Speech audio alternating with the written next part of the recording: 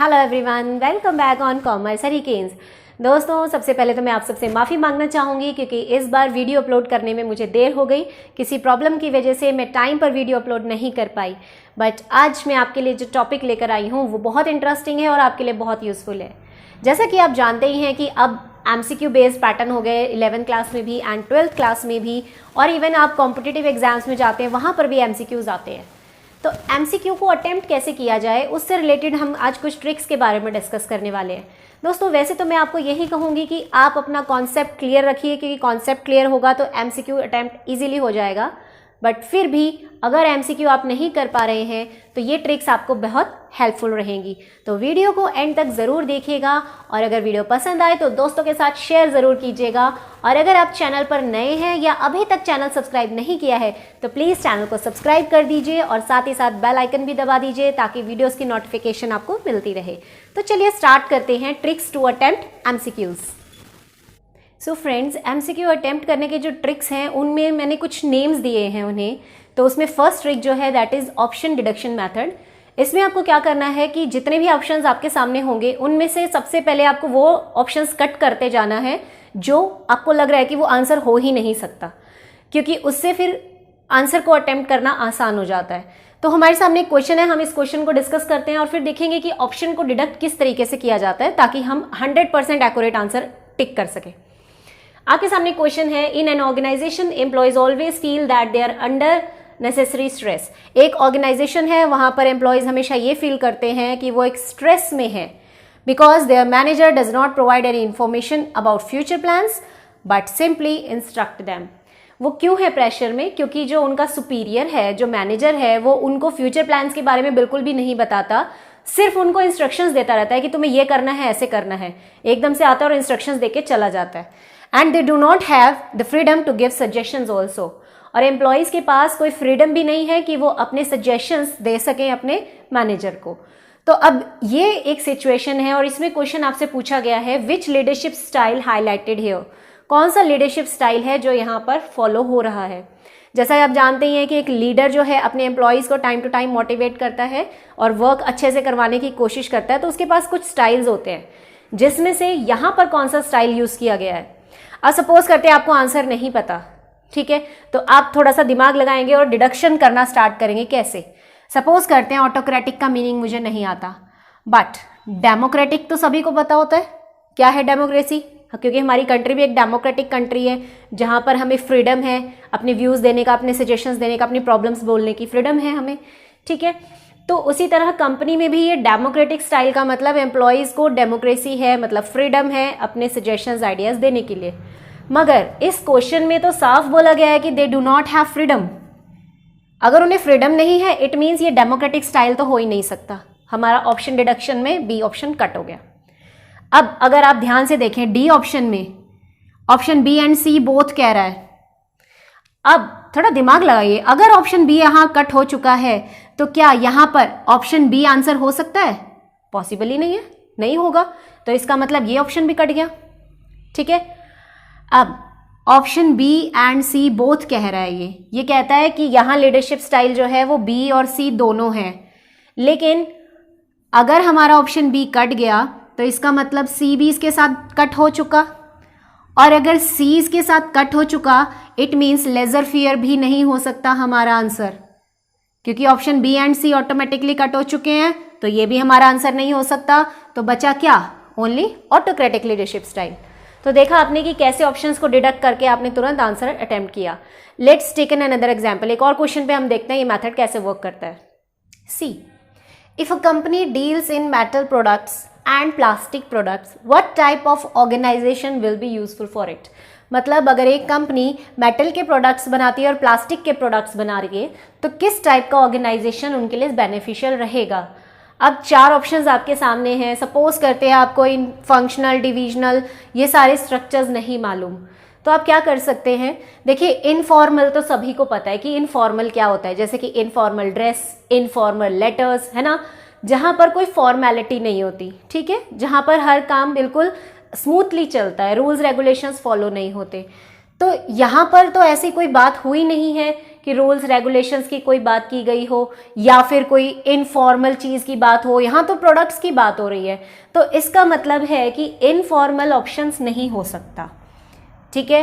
अब अगर informal organisation option नहीं है तो ये सीधी सी बात है कि इस सी ऑप्शन के अंदर जो both A and B option कहा है ये भी ऑटोमेटिकली कट जाएगा, क्योंकि अगर हमारा ए कट गया है तो यहाँ पर भी ए आंसर नहीं हो सकता। अब अगेन ए कट गया तो ऑब्वियसली इसके साथ ऑप्शन बी भी कट जाएगा, यानी कि फंक्शनल भी डिडक्ट हो गया, फंक्शनल भी कट गया। आंसर क्या रह गया हमारे पास? Divisional structure. अब दोस्तों ये तो तब वर्क करता है जब आपको कुछ इस तरह से ऑप्शंस दिए जाएं। कई बार इस तरह ऑप्शन नहीं होता, तब आप क्या कर सकते हैं? तो उसके लिए सेकंड ट्रिक की तरफ मूव करते हैं। Next is hint based questions, मतलब क्वेश्चन के अंदर ही आपको हिंट दिया गया होगा और अगर आपने वो हिंट आइडेंटिफाई कर लिया तो आप बहुत ही इजीली आंसर अटेम्प्ट कर पाएंगे। जैसे कि ये क्वेश्चन है, the basis of promotion of employees will be as, with which policy is this statement related. मतलब एक कंपनी में जो एम्प्लॉयज़ को प्रमोशन दी जा रही है वो उनके एज के बेसिस पर दी जा रही है, मतलब कि जितनी ज़्यादा एज किसी पर्सन की होगी उसको पहले प्रमोशन दी जाएगी, सीनियर पर्सन को।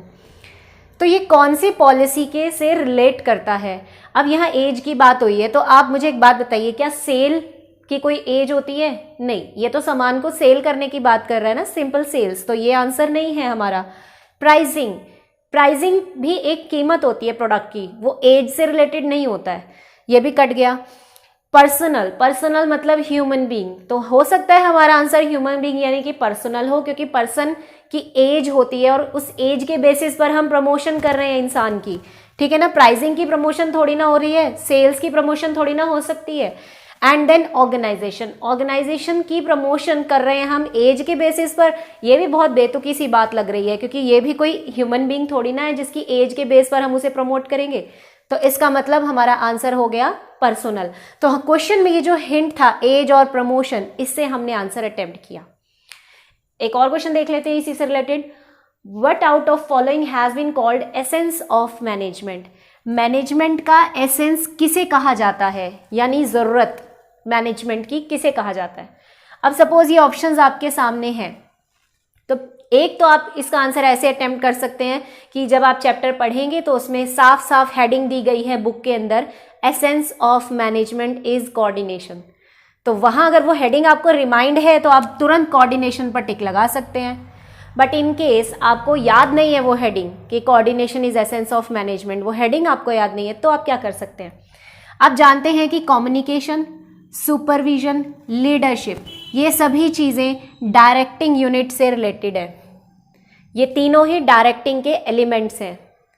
अब इकट्ठे तीन चीज़ें तो आंसर नहीं हो सकती, ठीक है, और ये तीनों ही चीज़ें डायरेक्टिंग से रिलेटेड है, जो कि मैनेजमेंट का एक फंक्शन है, ठीक है। इसका मतलब ये तीन एक चीज़ से रिलेट हो गए तो ये ऑड चीज़ है, एकदम डिफरेंट है, तो ये हमारा आंसर हो जाएगा, जो बिल्कुल डिफरेंट है, जो अलग है सभी से, ठीक है। तो ये क्वेश्चन के हिंट से भी हम आंसर्स अटेम्प्ट कर सकते हैं। Let's move on the next one. दोस्तों नेक्स्ट ट्रिक का कोई नेम नहीं है, लेकिन आपको यहाँ पर ये देखना है कि जितने भी ऑप्शंस आपको दिए गए हैं उनमें से अगर कोई दो ऑप्शन एक दूसरे का ऑपोजिट होते हैं तो चांसेस है कि वहाँ हमारा आंसर होगा। जैसे कि क्वेश्चन है मैनेजमेंट इज एन और ए डैश फोर्स, यहाँ पर एक वर्ड आएगा इन ऑप्शंस में से।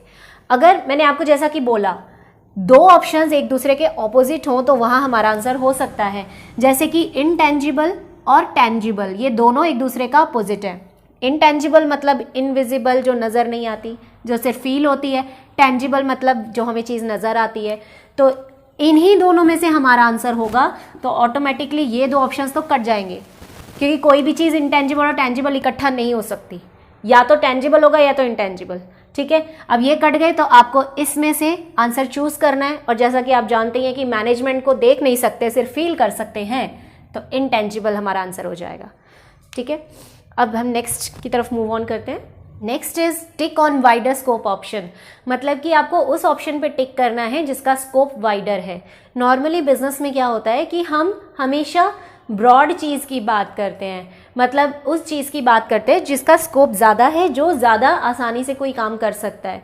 तो जैसे कि हमारे सामने एक क्वेश्चन है कि how does a manager want to achieve his objectives. एक मैनेजर अपने ऑब्जेक्टिव्स को कैसे अचीव करता है या कैसे उसको अचीव करना चाहिए। एफिशिएंटली तरीके से अचीव करना चाहिए, इफ़ेक्टिवली तरीके से करना चाहिए, या एफिशिएंटली एंड इफेक्टिवली दोनों तरीके से।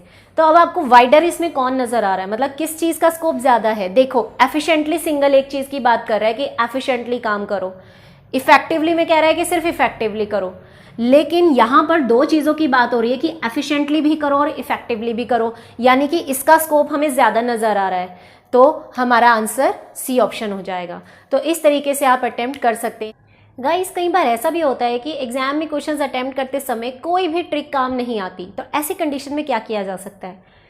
देखो एक सर्वे किया गया था जिसमें ये फाइंड आउट हुआ कि अगर किसी क्वेश्चन में 4 ऑप्शंस हैं और उनमें से एक ऑप्शन नन ऑफ दीज या ऑल ऑफ दीज का है, तो 95% चांसेस हैं कि आंसर वही ऑप्शन होगा। जैसे कि सपोज करते हैं आप एग्जाम में बैठे हैं, एक क्वेश्चन है जिसके 4 ऑप्शंस हैं, आपकी कोई ट्रिक वहाँ फॉलो नहीं कर रही, आपको आंसर भी नहीं समझ आ रहा, लेकिन उसमें ऑल ऑफ दीज या नन ऑफ दीज दे रखा है, तो आप उस आंसर पर, उस ऑप्शन पर टिक कर सकते हैं क्योंकि चांसेस हैं कि वही आंसर होगा। तो आई होप मैंने आपको काफ़ी चीज़ें बताई हैं और आपको वो यूज़फुल भी रहेंगी। दोस्तों के साथ इस वीडियो को ज़रूर शेयर कीजिएगा और हाँ, कमेंट बॉक्स में कमेंट करके बताइएगा कि वीडियो आपको कैसी लगी। Thank you and have a good day.